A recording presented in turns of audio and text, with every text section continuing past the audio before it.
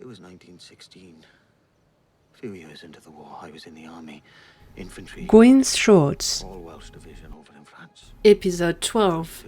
Expect the plan to go off the rails.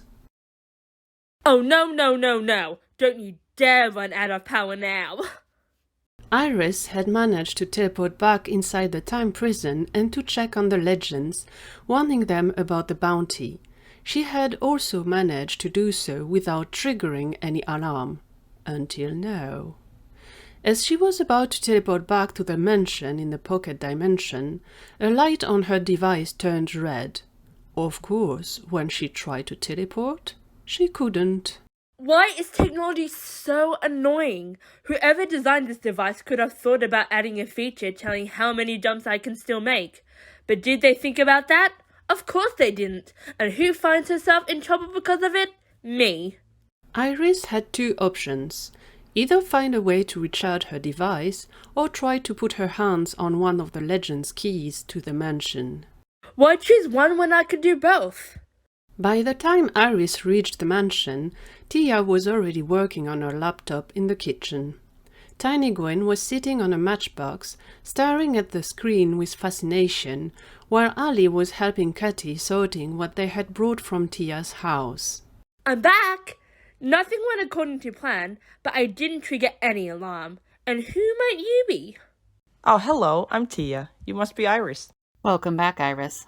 Do we want to know what happened in the prison? No, you don't want to know. Of course we want to know. Did you locate the legends? How are they doing? Yes, I did locate them, and they're doing okay for the most part.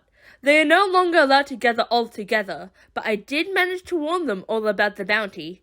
Speaking of which, did you make any progress about it? Kinda.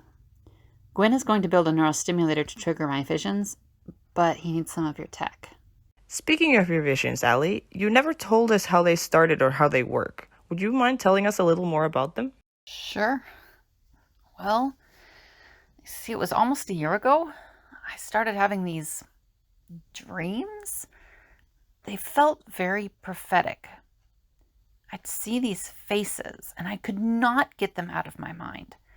So I tried drawing them. I'm not exactly sure why, but I thought it might help. My first drawings were not good at all, but I kept at it, and they got better.